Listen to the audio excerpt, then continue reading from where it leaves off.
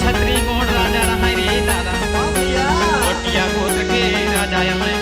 हीरा गढ़मा राज करी रहे हो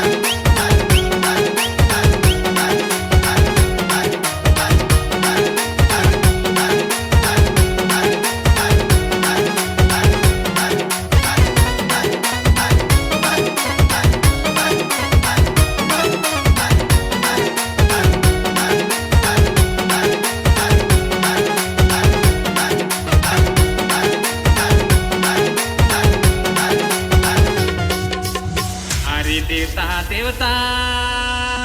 बाणा देवाला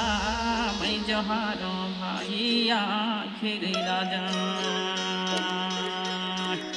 बाणा देवताला मैं जोहारो दे भाईया घेरे जादा